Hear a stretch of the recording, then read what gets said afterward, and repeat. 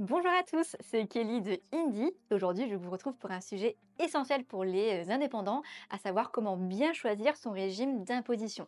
Donc, si vous êtes en pleine réflexion sur ce sujet, restez bien jusqu'à la fin de la vidéo, comme ça, vous saurez lequel est fait pour vous. Alors juste avant de commencer, petit point vocabulaire. Donc on a tendance à un peu mélanger tous les termes, mais c'est normal. En fait, quand on parle de régime fiscal, on va parler d'un élément qui est composé de deux choses. Premièrement, il y a le type d'imposition, donc soit IS, soit IR.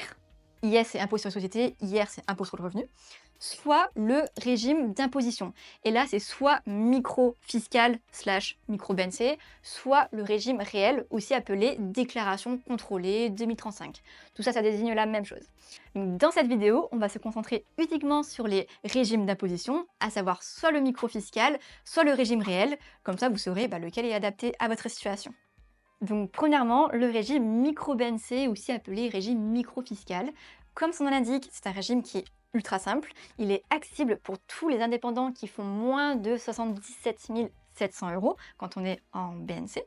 Et donc, en quoi il consiste? En fait, il suffira de déclarer votre chiffre d'affaires au moment de faire votre déclaration d'impôt perso, donc sur la déclaration 2042 CPRO.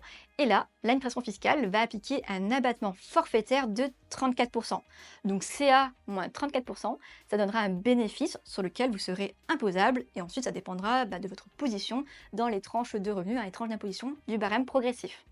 Donc prenons un exemple, si vous avez un chiffre d'affaires de 50 000 euros, après abattement forfaitaire de 34%, votre base imposable sera de 33 000 euros. Ensuite, ça dépend de votre position, donc le barème progressif. C'est particulièrement intéressant quand on n'a pas beaucoup de charges, puisque imaginons si vous avez un taux de charge de 10%, et vous allez déduire au final 34%, donc c'est plus avantageux. A l'inverse, par contre, quand vous avez beaucoup de charges, peut-être que le régime réel sera plus intéressant. Donc passons donc au régime réel, plus complexe peut-être, mais parfois plus avantageux. En fait, ici, au lieu de déduire un abattement forfaitaire de 34%, on va déduire toutes les charges professionnelles, tout le terme réel. Donc dans les charges professionnelles, on parle ici par exemple de loyer, d'achat de matériel, de frais de repas par exemple. Donc voilà, ça peut être divers et varié. Donc reprenons notre exemple de 50 000 euros de chiffre d'affaires.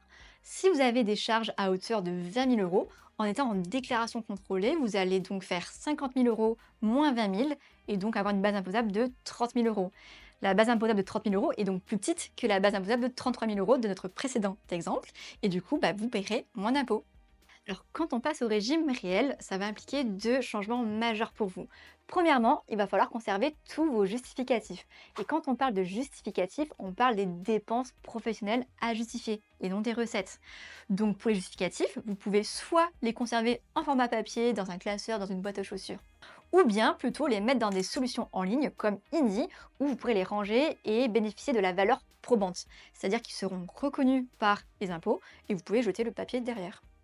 Et donc le deuxième changement majeur pour vous sera l'obligation de réaliser une déclaration supplémentaire qui s'appelle la déclaration 2035, la fameuse. Le rôle de la 2035 est de résumer toutes vos charges déductibles.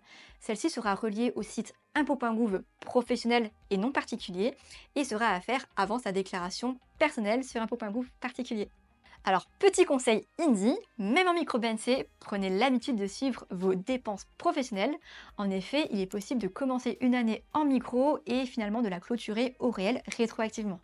Attention, les démarches pour passer rétroactivement au régime réel peuvent changer selon si vous êtes en micro-entreprise ou non.